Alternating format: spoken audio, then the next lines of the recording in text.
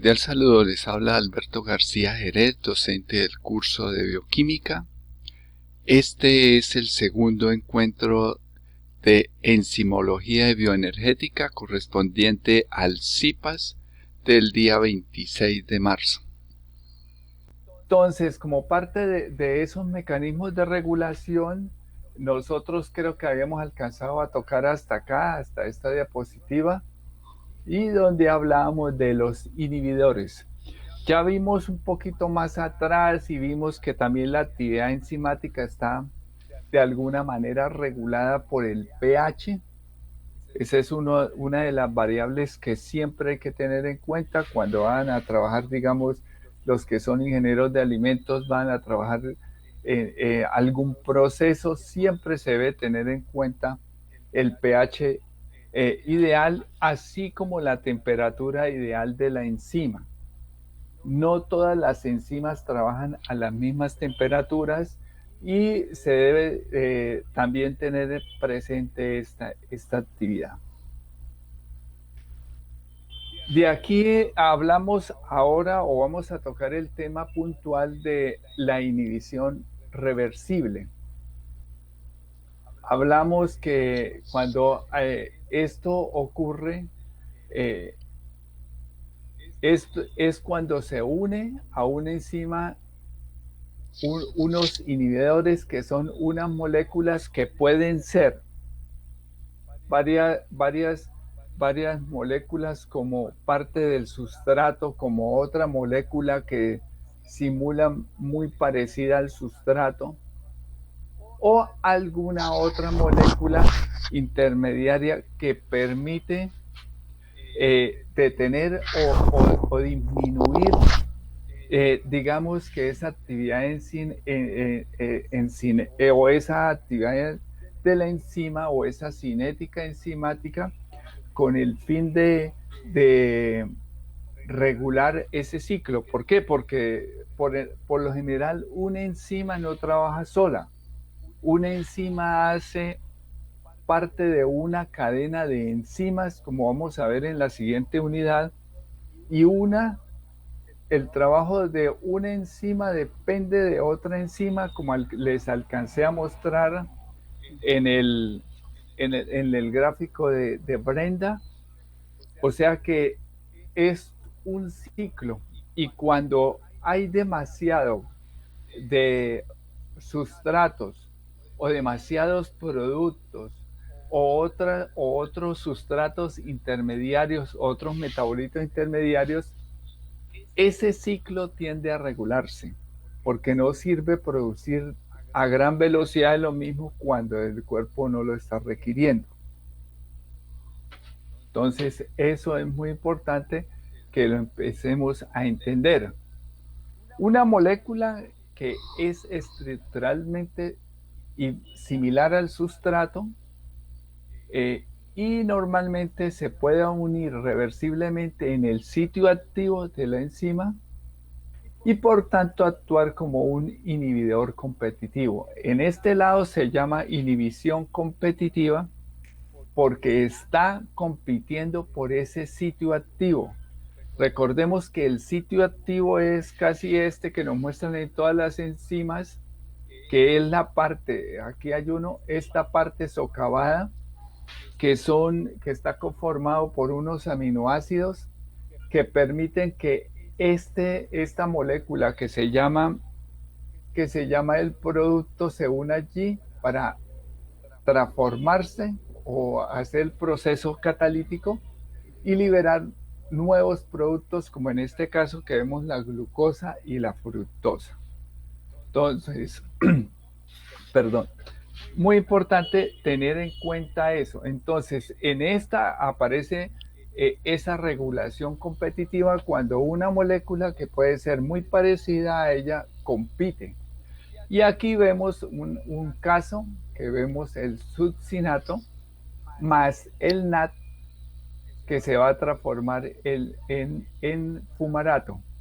Esta molécula que va a competir por el sitio activo de esa enzima que se llama la succinato deshidrogenasa, se llama malonato y es el inhibidor competitivo. O sea, en ese momento esa acción se detiene, que es esta que ustedes están viendo acá, que es muy similar a esta estructura.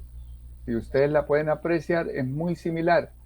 Le falta este pedazo, pero es muy similar y compite por ese sitio activo de la enzima. Entonces, eso es muy importante que ustedes lo tengan siempre pendiente.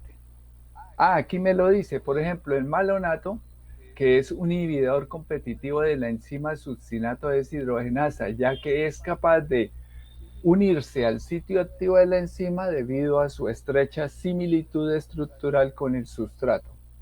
Cuando el malonato ocupa el sitio activo del succinato deshidrogenasa, evita que el sustrato natural que se llama succinato, o sea, este de acá, se una y esto va a ralentizar, digamos, la oxidación de fumarato. Tablas como estas, por lo menos este documento se los puedo compartir, no hay ningún problema, donde aquí nos habla de un problema 1 que se estudió la cinética de una enzima a diferentes concentraciones y en presencia y ausencia de un inhibidor a concentraciones de 2 por 10 a la menos 3 molar. Entonces, esta es la concentración del sustrato. Esto quiere decir que hay 0,04 ceros o 5 ceros antes de 0,3 y listo. Eso es lo que me quiere decir este por 10 a la menos 5. Y aquí me dice que hay una velocidad en número de moles a la menos 1. Ese moles a la menos 1, no sé si ustedes recuerdan por allá en física, en química. Espere, le doy un poquito para ampliarlo.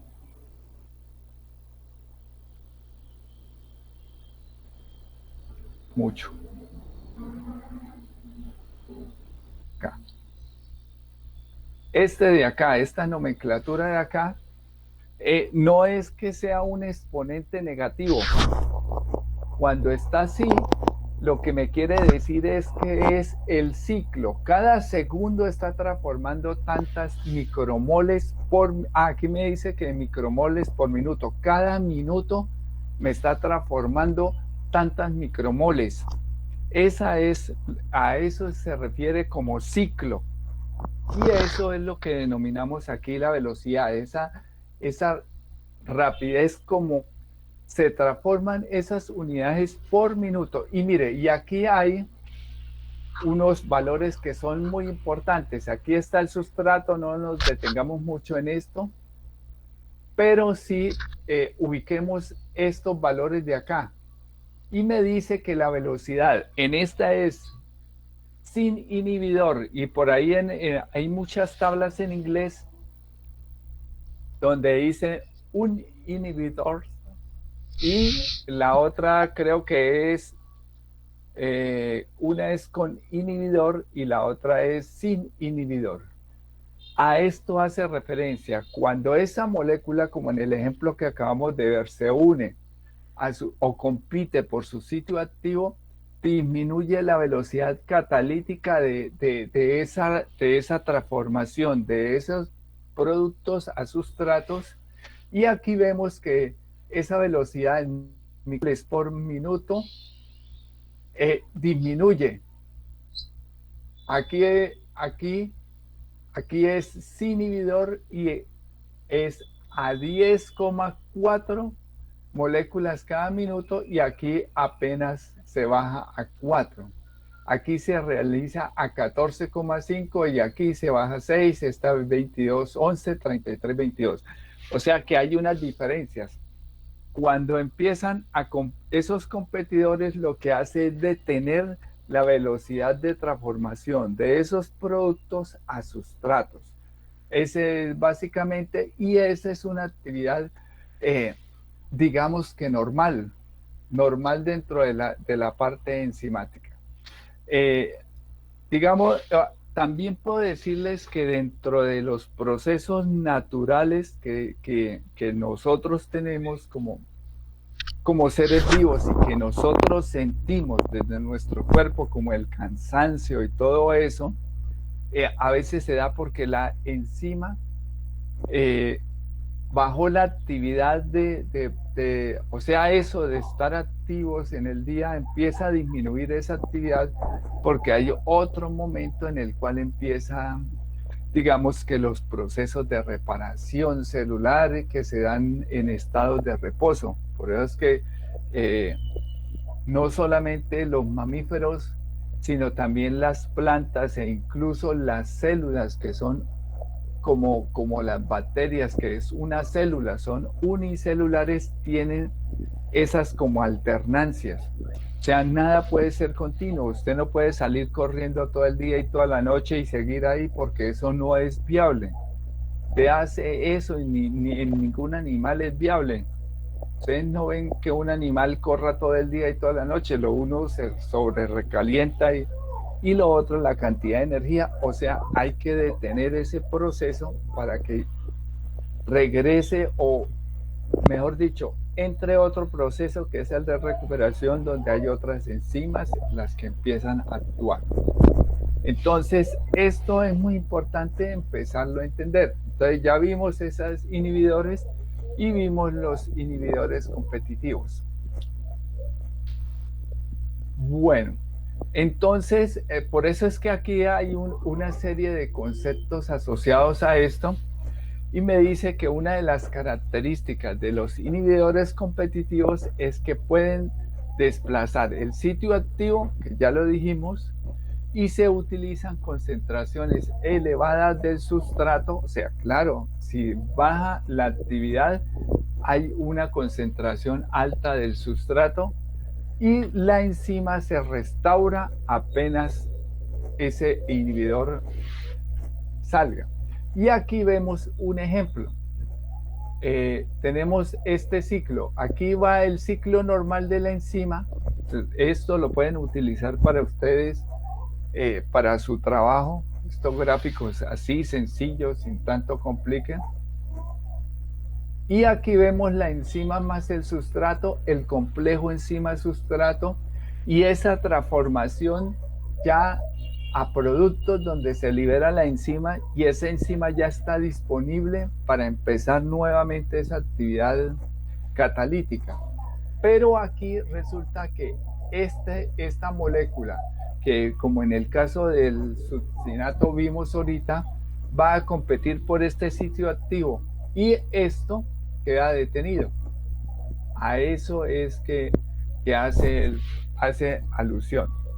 Y aquí hay unos tips en este gráfico que son importantes también, pues que no son base para que ustedes desarrollen algún punto de los que están allí, pero que sí son muy importantes en entender un poquito más de la cinética enzimática. ¿Y por qué son importantes? Porque al fin y al cabo ustedes van a estar involucrados tarde o temprano en los procesos enzimáticos, ya sea en la empresa o ya sea en otros cursos más adelante. Y aquí me dice que los inhibidores competitivos aumentan el KM. Bueno, ¿qué es el KM? El KM, como lo vamos a ver ahorita adelante, se llama constante de Michaelis. Y esa constante de Michaelis nos está indicando la afinidad, que es una de las que tenemos que calcular en el ejercicio de cinética enzimática. Nos indica la afinidad que tiene esa enzima por el sustrato. Así de sencillo.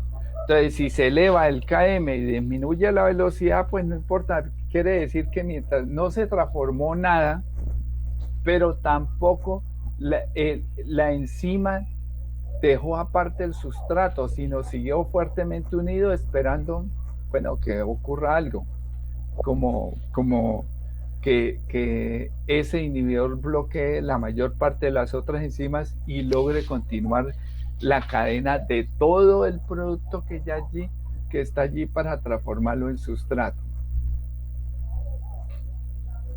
Bueno, en el caso de ciertas enzimas, las concentraciones elevadas del sustrato del producto pueden también inhibirlas.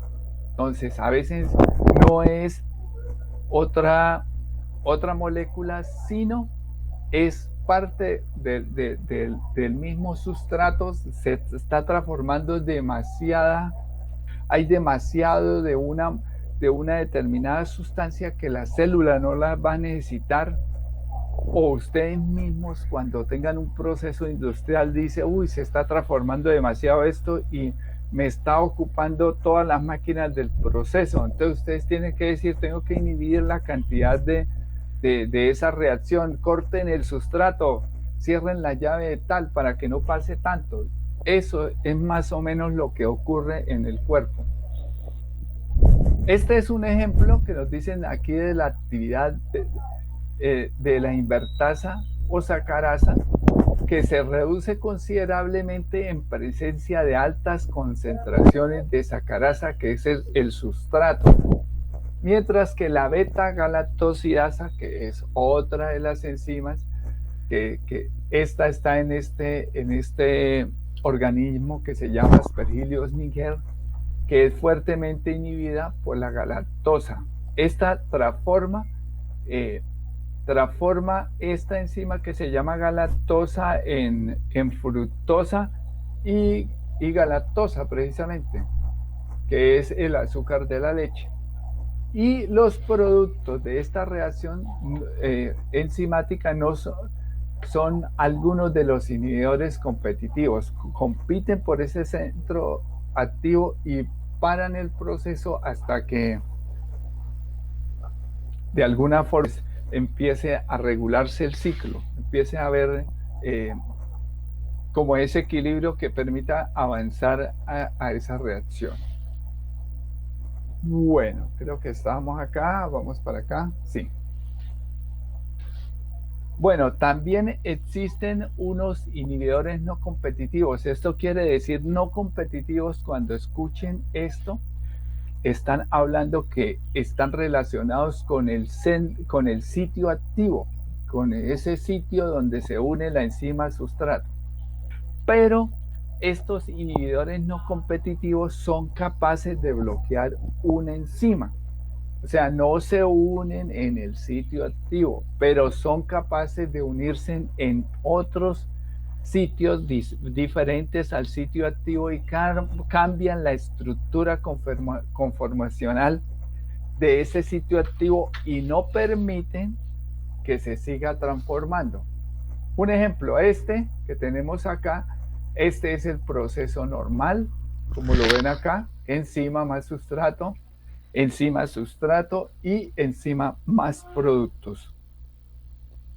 Pero cuando tenemos este tipo de inhibidores no competitivos, se van a unir a la enzima, pero no están compitiendo directamente por ese sitio activo, sino que esa unión en otro lado de la enzima va a cambiar esa estructura conformacional o tridimensional de esa molécula y no va a permitir que este sustrato se una. Y en algunos casos se une el sustrato más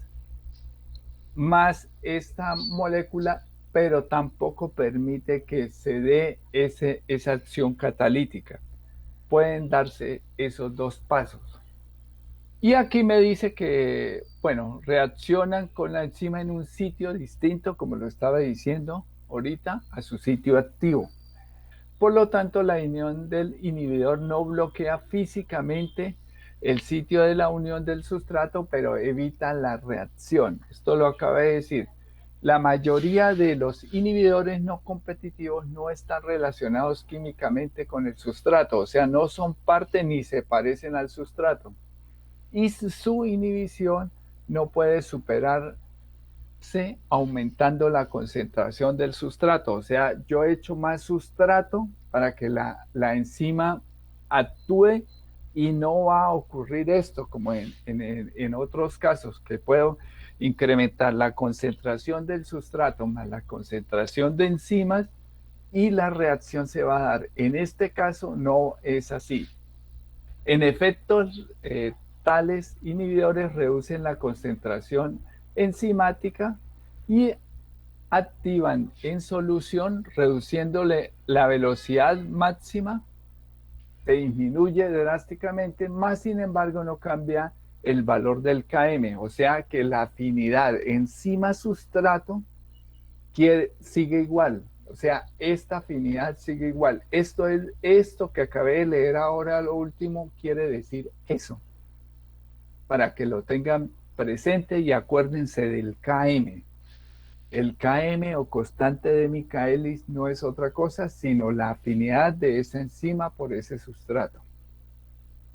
Bueno, y aquí pues en esta, bueno, vemos, nos está hablando que este es unos casos raros que se ven esta inhibición competitiva, pero, perdón, esta inhibición no competitiva, pero se da. Y en algunos casos, pues en algunos casos me dice que se provoca la disminución del Km, pero para que eso ocurra tiene que estar primero unido esa sustancia al sitio activo, porque si está la enzima unida y luego se une el sustrato, no se va a reducir, en esos casos no se va a reducir no se va a reducir esa afinidad por el sustrato.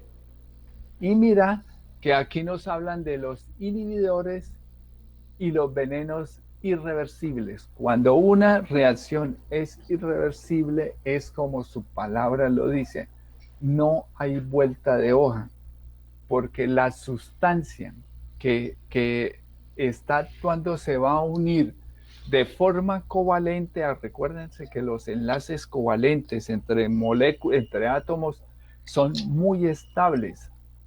Y eh, esos enlaces covalentes entonces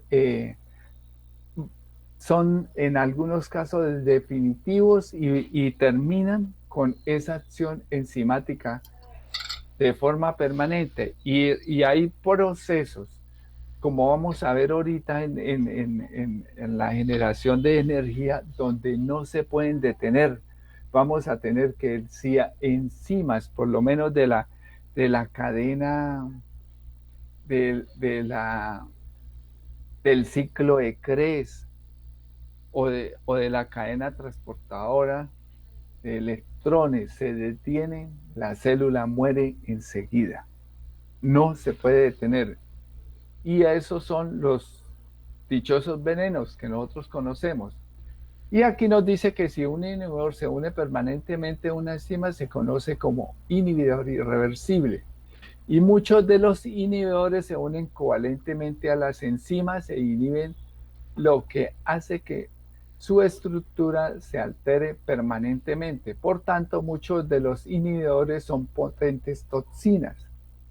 Y aquí me habla de toxinas, pues algunas de estas son, digamos, sintéticas, son construidas por el hombre, como estos productos que se conocen como organofosforados, como este que se llama eh, fluoruro fosfato de isopropilo, que inhibe la actividad de la acetilcolinesterasa, que es una reacción covalentemente con un importante residuo de serina que se encuentra en ese sitio activo.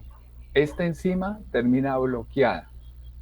Y el efecto de esta inactivación es una interferencia con neurotransmisores, o sea, en este caso ataca directamente el sistema nervioso, o sea, por eso es que los venenos o las toxinas atacan diferentes. Algunos empiezan a destruir tejidos, algunas otros tipos de toxinas como estas son esto. bloquean los sitios de neurotransmisión y lógicamente no se puede bloquear nada porque empiezan a morir las células enseguida. Bueno, aquí importante este dato porque mire, para los que dicen que no hacen nada los, digamos, los agentes con los que nosotros fumigamos muchos de los cultivos acá, que son organofosforados como el paratión y el malatión que se usan actualmente en la agricultura. Y esa gente que hace esas fumigaciones termina intoxicada. A veces mucha gente de esta muere y no sabe ni por qué murió, porque realmente o no conocían o no tenían la educación suficiente para entender que eso era una toxina que iba a terminar alterando su salud.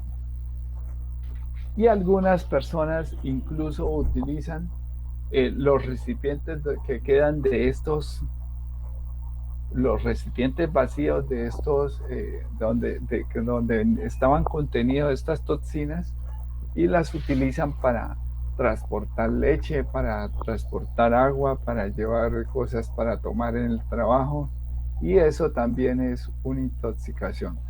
Y muchas de las toxinas orgánicas que se conocen como los venenos, por ejemplo, de las serpientes, los venenos de las serpientes son enzimas muy, pero muy agresivas, digamos,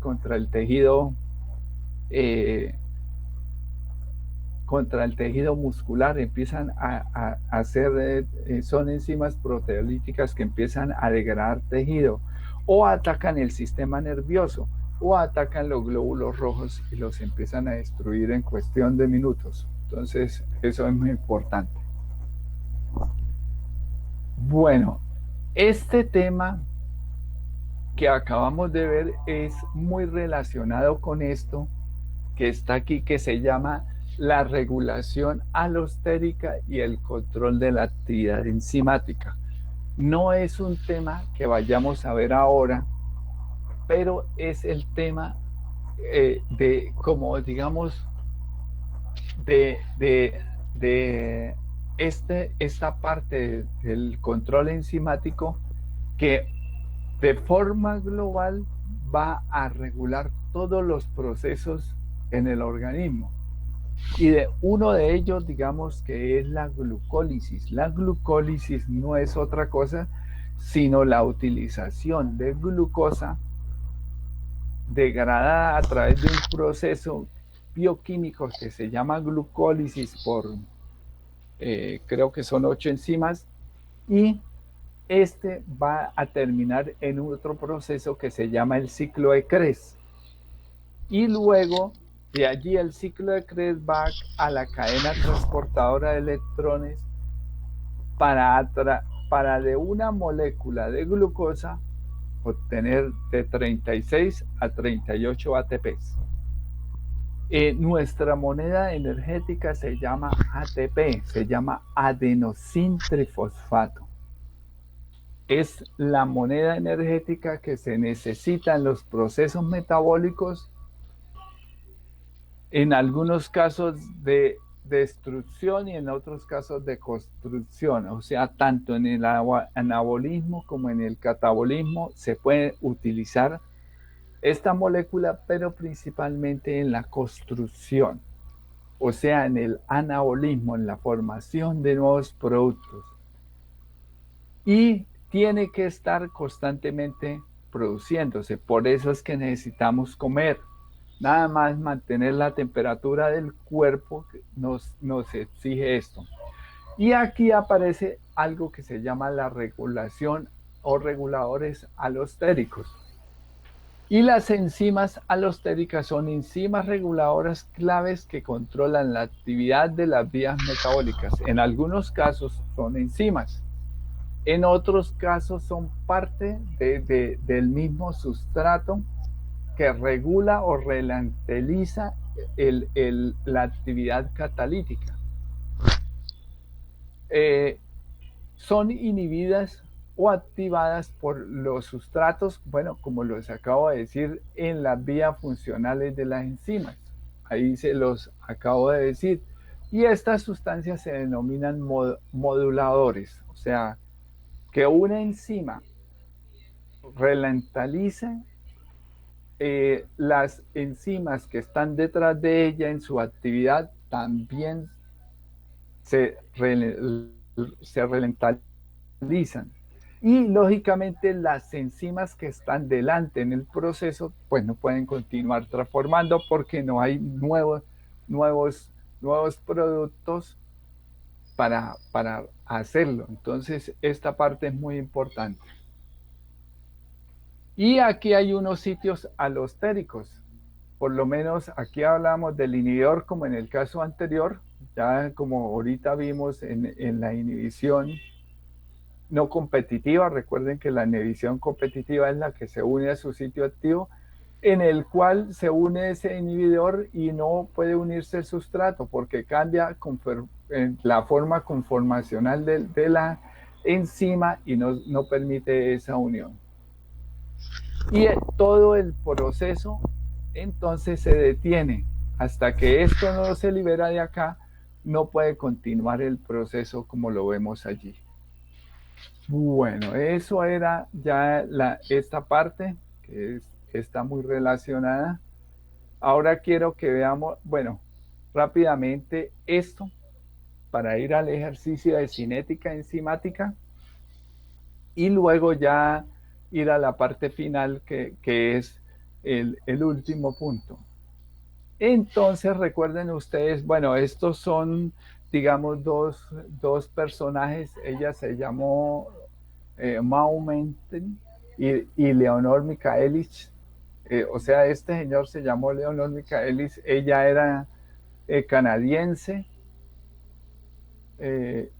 Y estos dos personajes no se conocían, sino que ella llegó a la universidad donde él trabajaba y ya, digamos que para 1913, que fue esto, las mujeres todavía no tenían un papel muy predominante, pero sin embargo, en Europa y en Estados Unidos ya había mujeres que eran candidatas a doctor, y ella era una candidata a doctor y se fue de Canadá precisamente porque tenía muchos problemas para terminar sus estudios de doctorado. Y conoció a este señor y empezaron a trabajar en esto que se llama la cinética enzimática, y ellos lo que hicieron fue establecer una ecuación como sencilla para empezar a darle ese entendimiento. Entonces dijeron, no, hay una enzima más un sustrato. Pues es muy difícil tener como una perspectiva de eso cuando usted no puede ver ni la enzima ni el sustrato, pero ve que algo cambia. Usted no ve el proceso molecular. Bueno, hoy día sí ya lo vemos, pero cuando eso veía que pasaba algo, que la leche se transformaba o que la comida se dañaba, entonces empezaron a preguntar qué era lo que pasaba. Y esta enzima más el sustrato, aquí hay una K1 que es en esta dirección, y aquí está la unión enzima-sustrato y luego hay una K2. Estos son constantes matemáticas que es esta reacción que da, ya es una reacción definitiva, o sea, que va hacia enzimas productos. Cuando está la unión de enzima-sustrato, puede darse que otra vez se dé una enzima más el sustrato, o sea, se desagregue esa unión. Pero cuando ya decimos que se fue, ya esa unión, la única opción que hay es que la enzima se libere y ese sustrato se transforme en productos. Entonces, esto es básicamente unas ecuaciones que ellos usaron y que trabajaron y que de allí empezaron a establecer todo lo de la cinética enzimática. Como vimos la vez pasada, una reacción con enzima es algo increíble que puede dar hasta 1.000.000 de veces o 1.000.000 de moléculas por segundo, como vimos en algunos casos, 600.000, 60.000 moléculas, pero si no existieran las enzimas, eso podría durar incluso años, o sea, de forma espontánea para que se diera esa reacción podría durar incluso años.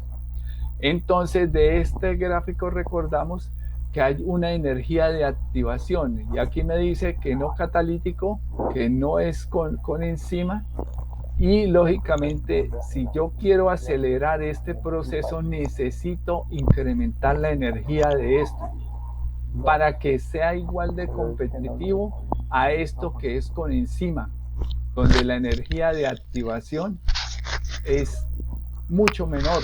Entonces, si yo quiero que se transforme de otra forma, necesito incrementar la energía. O sea, aquí también lo vemos de una forma más gráfica. Yo puedo sin tanto esfuerzo hacer rodar esta bola para que se transforme al final, pero con esta pequeña colina tengo que hacer mucho más gasto energético.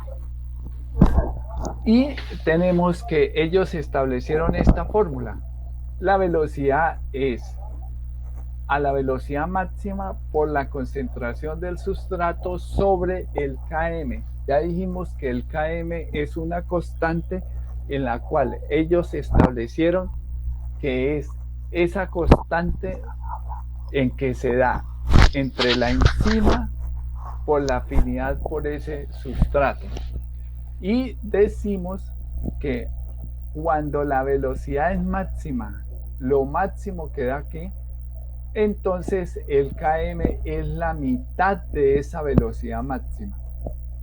Es la mitad de esa velocidad máxima. Y recordemos que el Km siempre va a ser esa afinidad por ese sustrato.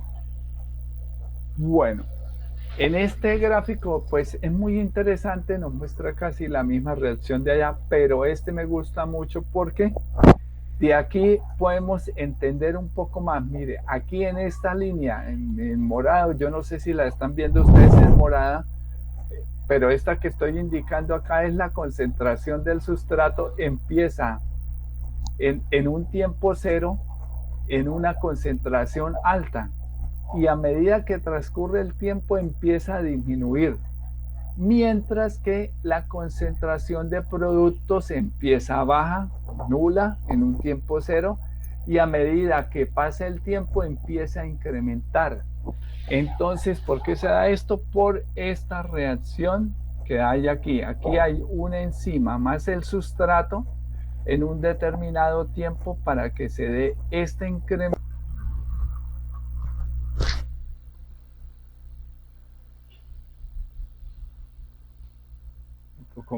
Me tocó compartir con el celular.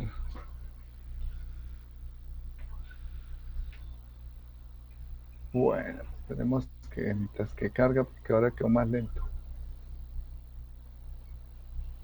Listo. Entonces, volvamos ahí a la gráfica, me confirma luego cualquiera, ya les pregunto. Porque aquí ahí volví, se salió, no.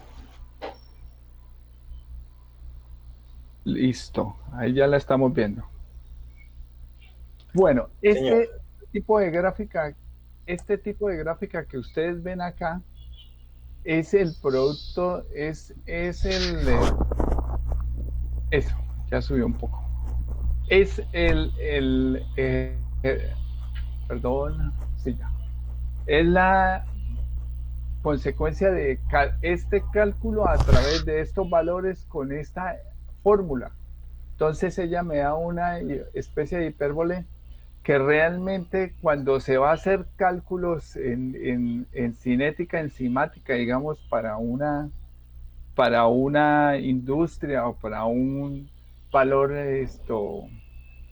digamos que en farmacéutica, pues no es tan fiable. Entonces, ¿qué se hizo?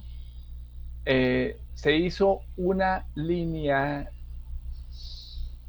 linealización de esa ecuación.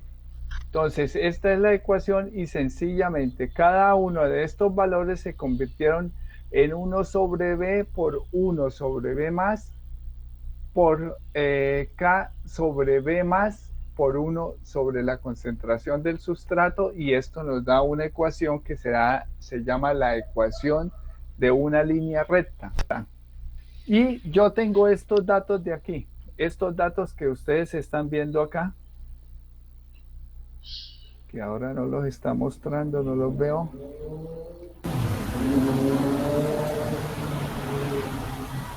Listo, aquí ya lo abrió.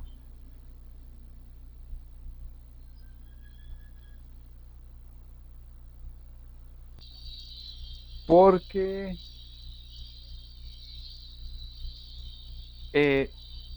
se pueden cometer muchos errores al graficar, y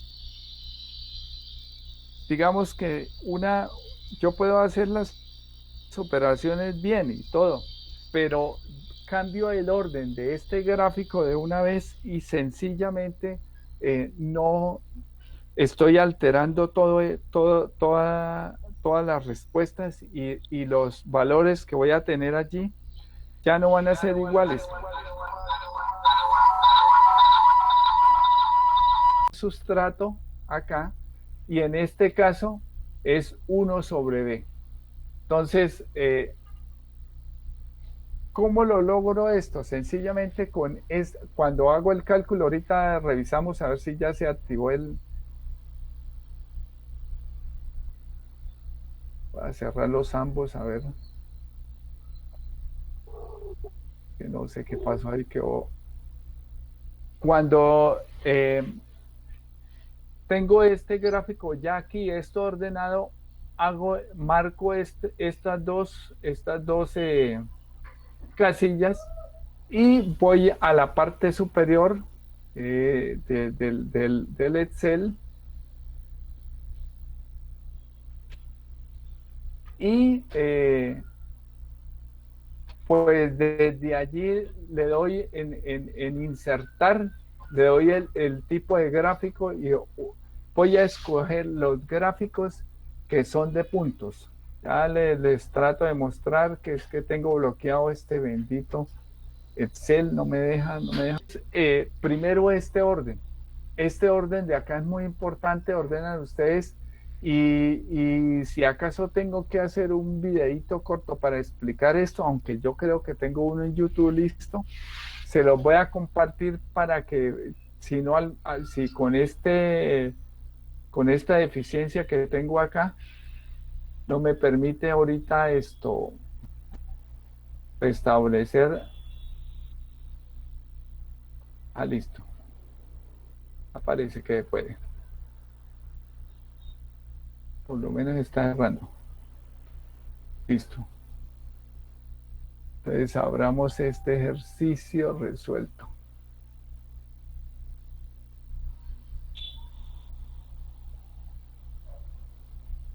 De los puntos, y se me va a desplegar esta pestaña lateral, y esa pestaña lateral entonces me va a dar varias opciones como exponencial, logarítmica, polinómica. No, yo elijo esta que es lineal, la que voy a hacer. Y aquí hay dos cosas, una que se llama presentar la ecuación del gráfico, y la otra que es presentar el valor R. Entonces ustedes sencillamente pueden marcar esa presentación del gráfico y del valor R. ¿Por qué? Porque la primera, lo que me está dando aquí es este valor, que son los valores que me van a permitir calcular. Bueno, aquí ya nos dejó. Son los valores que me van a permitir calcular el KM y este valor, que es la velocidad máxima. O sea que, aprovechando aquí que abrió, de una vez hagamos el ejercicio. Entonces, aquí lo ven, lo están viendo, ¿cierto? ¿Están viendo el Excel? Por favor, ¿me confirman?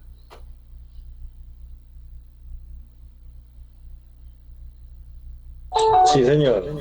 Bueno, y aquí ya simplemente yo selecciono esto como ustedes ven y vengo a insertar. Y aquí en insertar le doy en insertar este de puntos, dispersión. Así se llama, dispersión, gráficos de dispersión. Yo tengo ya la dispersión acá y lo único que hago es venir a cualquiera de los puntos, como les dije yo, y a decirle agregar líneas de tendencia. Luego se me va a desplegar aquí esta pestaña lateral y yo puedo darle cualquiera, exponencial, lineal, logarítmica. No, pero vamos a trabajarla es lineal. Y vamos a señalar la ecuación, que es esta, y el R. Y ya, eso es todo, ya tenemos.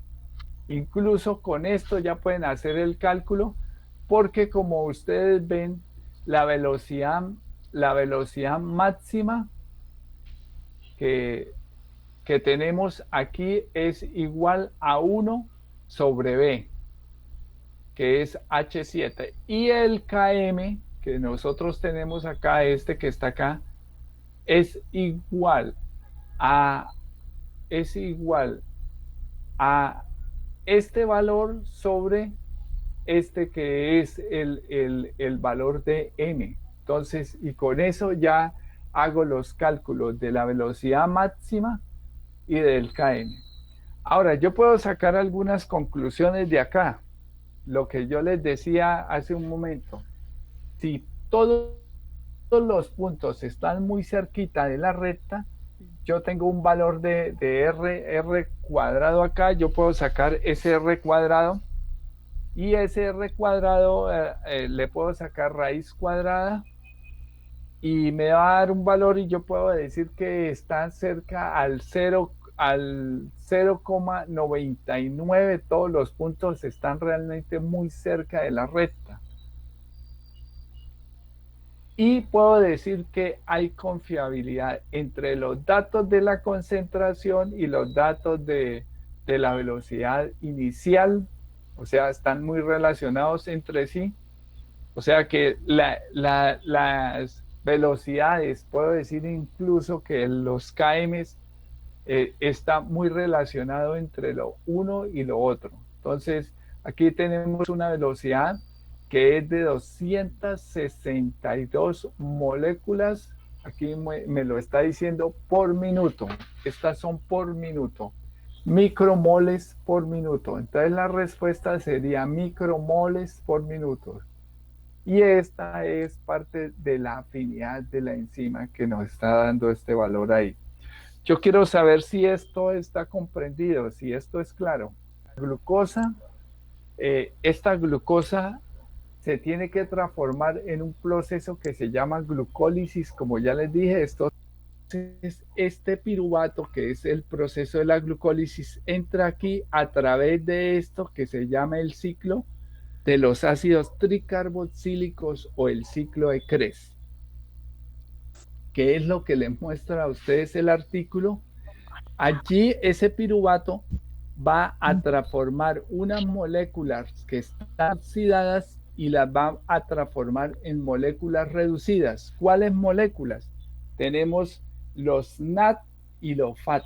Y eso es lo que me está mostrando este gráfico acá. Están oxidados, ahora pasa a una molécula reducida. O sea que una molécula que va a tener nueva energía para transformar la siguiente etapa.